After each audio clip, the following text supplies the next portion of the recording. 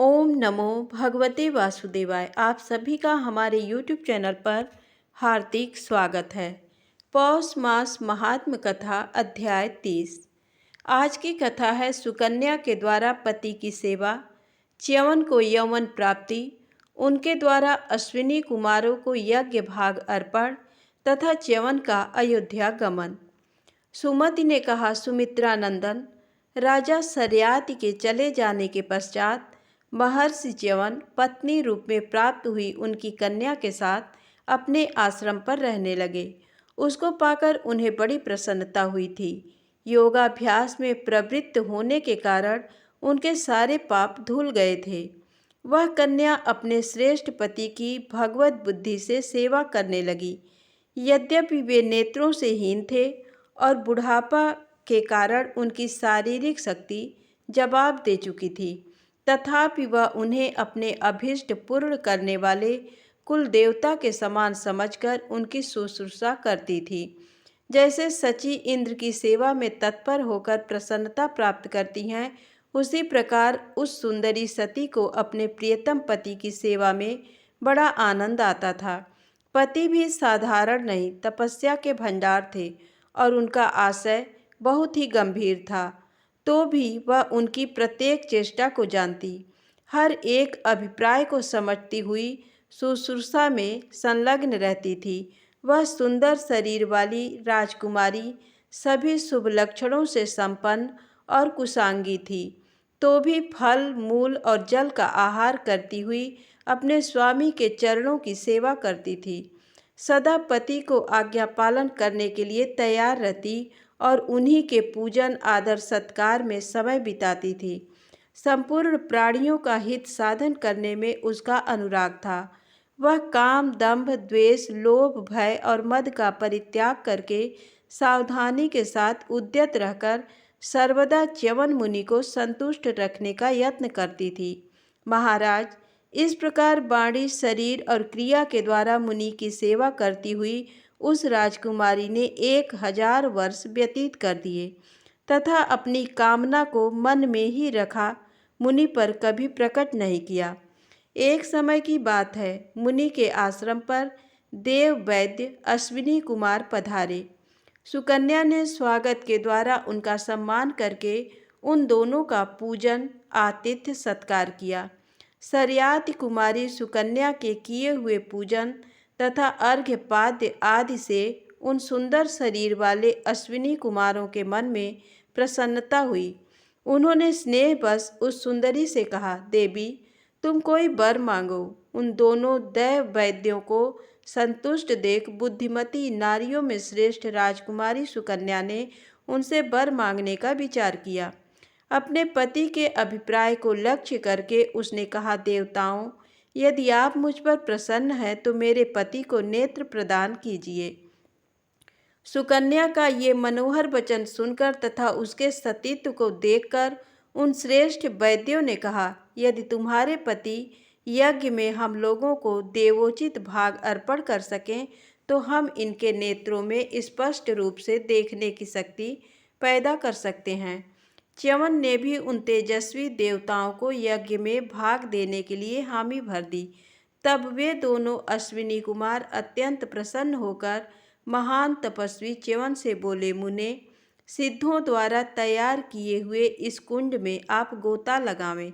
ऐसा कहकर उन्होंने च्यवन मुनि को, जिनका शरीर वृद्धावस्था का ग्रास बन चुका था तथा जिनकी नस नाड़ियां साफ दिखाई दे रही थी, उस कुंड में प्रवेश कराया और स्वयं भी उसमें गोता लगाया।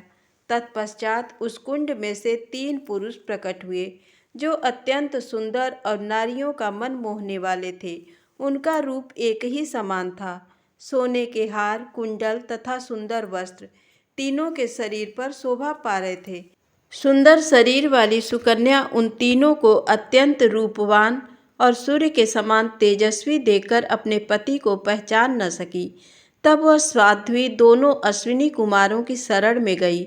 सुकन्या के पातिव्रत्य से संतुष्ट होकर उन्होंने उसके पति को दिखा दिया और ऋषि से विदा ले वे दोनों विमान पर बैठकर स्वर्ग लोक को चले गए। अब उन्हें इस बात की आशा हो गई थी कि जब मुनि यज्ञ करेंगे तो उसमें हम लोगों को भी अवश्य भाग देंगे। तदनंतर किसी समय राजा सरियाति के मन में ये इच्छा हुई कि मैं यज्ञ द्वारा देवताओं का पूजन करूं। उस समय उन्होंने महर्षि च्यवन को बुलाने के लिए अपने कई सेवक भेजे। उनके बुलाने पर महातपस्वी विप्रवर च्यवन वहां गए। साथ में उनकी धर्म पत्नी सुकन्या भी थी, जो मुनियों के समान आचार विचार का पालन करने में पक्की हो गई थी। जब पत्नी के साथ वे महर्षि राजभवन में पधारे, तब महायशस्वी राजा सरियाति ने देखा कि मेरी कन्या के पास एक सूर्य के समान तेजस्वी पुरुष खड़ा है। सुकन्या ने पिता के चरणों में प्रणाम किया, किंतु सरियाति ने उसे आशीर्वाद नहीं दिया। वे कुछ अप्रसन्न से होकर पुत्री से बोले, अरे तूने ये क्या किया? अपने पति महर्षि च्यवन को, जो सब लोगों के बंदनीय हैं, धोखा तो नहीं दे दिया? क्या तूने उन्हें बूढ़ा और अप्रिय जानकर छोड़ दिया और अब तू इस राह चलते जार पुरुष की सेवा कर रही है? तेरा जन्म तो श्रेष्ठ पुरुषों के कुल में हुआ है, फिर ऐसी उल्टी बुद्धि तुझे कैसे प्राप्त हुई? ऐसा करके तू तो अपने पिता तथा पति दोनों के कुल को नरक में ले जा रही है। पिता के ऐसा कहने पर पवित्र मुस्कान वाली सुकन्या किंचित मुस्कुरा कर बोली, पिताजी, ये जार पुरुष नहीं, आपके जामाता भृगुनंदन महर्षि च्यवन ही हैं। इसके बाद उसने पति की नई अवस्था और सौंदर्य प्राप्ति का सारा समाचार पिता से कह सुनाया। सुनकर राजा सरियाति को बड़ा विस्मय हुआ और उन्होंने अत्यंत प्रसन्न होकर पुत्री को छाती से लगा लिया। इसके बाद च्यवन ने राजा से सोमयाग का अनुष्ठान कराया और सोमपान के अधिकारी न होने पर भी दोनों अश्विनी कुमारों के लिए उन्होंने सोम का भाग निश्चित किया। महर्षि तपोबल से संपन्न थे, अतः उन्होंने अपने तेज से अश्विनी कुमारों को सोम रस का पान कराया। अश्विनी कुमार वैद्य होने के कारण पंक्ति पावन देवताओं में नहीं गिने जाते थे। उन्हें देवता अपनी पंक्ति में नहीं बिठाते थे, परंतु उस दिन ब्राह्मण श्रेष्ठ च्यवन ने उन्हें देव पंक्ति में बैठने का अधिकारी बनाया। ये देखकर इंद्र को क्रोध आ गया और वे हाथ में वज्र लेकर उन्हें मारने को तैयार हो गए। वज्रधारी इंद्र को अपना वध करने के लिए उद्यत देख बुद्धिमान महर्षि च्यवन ने एक बार हुंकार किया और उनकी भुजाओं को स्तंभित कर दिया। उस समय सब लोगों ने देखा, इंद्र की भुजाएं जड़वत हो गई हैं। बाहें स्तंभित हो जाने पर इंद्र की आंखें खुलीं और उन्होंने मुनि की स्तुति करते हुए कहा, स्वामीन, आप अश्विनी कुमारों को यज्ञ का भाग अर्पण कीजिए। एक बार मैंने जो अपराध किया है उसको क्षमा कीजिए। उनके ऐसा कहने पर दयासागर महर्षि ने तुरंत क्रोध त्याग दिया और इंद्र की भुजाएं भी तत्काल बंधन मुक्त हो गईं। उनकी जड़ता दूर हो गई। ये देखकर सब लोगों का हृदय विस्मयपूर्ण कौतूहल से भर गया। वे ब्राह्मणों के बल की, जो देवता आदि के लिए भी दुर्लभ है, सराहना करने में लगे। तदनंतर शत्रुओं को त्रास देने वाले महाराज सरियाति ने ब्राह्मणों को बहुत सा धन दिया और यज्ञ के अंत में अवभृत स्नान किया।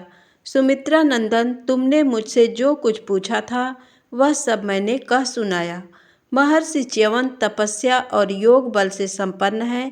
इन तपोमूर्ति महात्मा को प्रणाम करके तुम विजय का आशीर्वाद ग्रहण करो और श्री रामचंद्र जी के मनोहर यज्ञ में इन्हें पत्नी सहित पधारने के लिए प्रार्थना करो। शेष जी कहते हैं, शत्रुघ्न और सुमति में इस प्रकार वार्तालाप हो रहा था। इतने ही में यज्ञ का घोड़ा आश्रम के पास जा पहुंचा और उस महान आश्रम में घूम घूमकर मुख के अग्रभाग से दूब के अंकुर चरने लगा।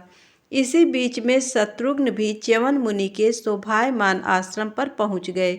वहां जाकर उन्होंने सुकन्या के पास बैठे हुए महर्षि च्यवन का दर्शन किया, जो तपस्या के मूर्तिमान स्वरूप से जान पड़ते थे।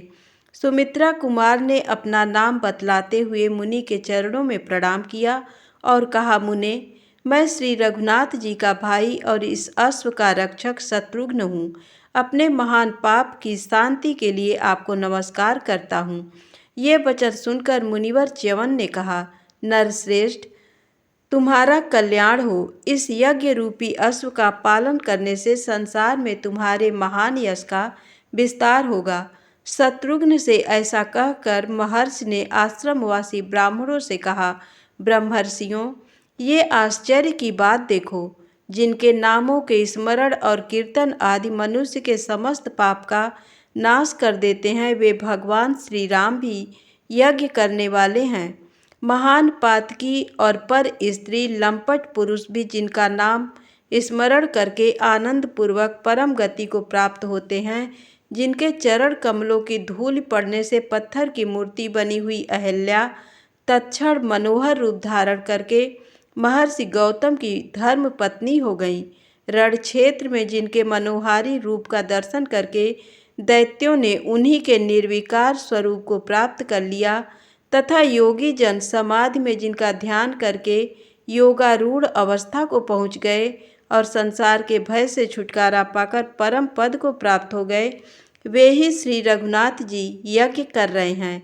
ये कैसी अद्भुत बात है। मेरा धन्य भाग जो अब श्री रामचंद्र जी के उस सुंदर मुख की झांकी करूँगा, जिसके नेत्रों का प्रांत भाग मेघ के जल की समानता करता है। मुझे अपनी तपस्या का पवित्र फल प्राप्त हो गया। अब मेरे सारे मनोरथ पूरे हो गए, क्योंकि ब्रह्मादि देवताओं को भी जिसका दर्शन दुर्लभ है, भगवान श्री राम के उसी मुख को मैं इस नेत्रों से निहारूंगा। उनके चरणों की रस से अपने शरीर को पवित्र करूंगा तथा उनकी अत्यंत विचित्र वार्ताओं का वर्णन करके अपनी रसना को पावन बनाऊंगा। इस प्रकार की बातें करते करते श्री राम के चरणों का स्मरण होने से महर्षि का प्रेम भाव जागृत हो उठा। उनकी बाड़ी गदगद हो गई और नेत्रों से आंसुओं की धारा बह चली। वे मुनियों के सामने ही अश्रुपूर्ण कंठ से पुकारने लगे, हे श्री रामचंद्र, हे रघुनाथ, हे धर्ममूर्ते, हे भक्तों पर दया करने वाले परमेश्वर, इस संसार से मेरा उद्धार कीजिए। इतना कहते कहते महर्षि ध्यान मग्न हो गए। उन्हें अपने पराये का ज्ञान न रहा।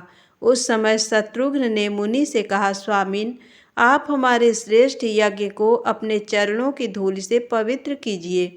सब लोगों के द्वारा एकमात्र पूजित होने वाले महाबाहु श्री रघुनाथ जी का भी बड़ा सौभाग्य है कि वे आप जैसे महात्मा के अंतःकरण में निवास करते हैं। शत्रुघ्न के ऐसा कहने पर मुनिवर च्यवन आनंद मग्न हो गए और अपने संपूर्ण परिवार सहित वहां से चल दिए।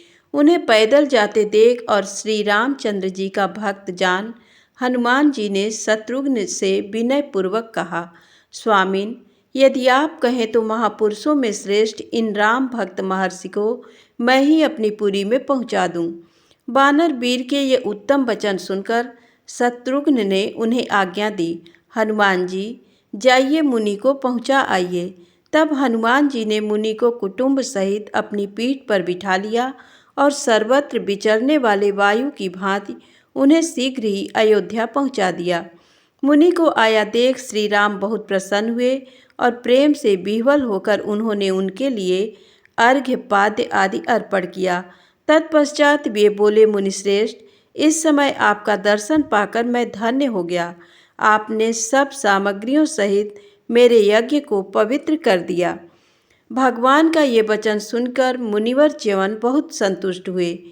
प्रेमोद्रेक के कारण उनके शरीर में रोमांच हो आया। वे बोले, प्रभु, आप ब्राह्मणों पर प्रेम रखने वाले और धर्म मार्ग के रक्षक हैं, अतः आपके द्वारा ब्राह्मण का सम्मान होना उचित ही है। धन्यवाद।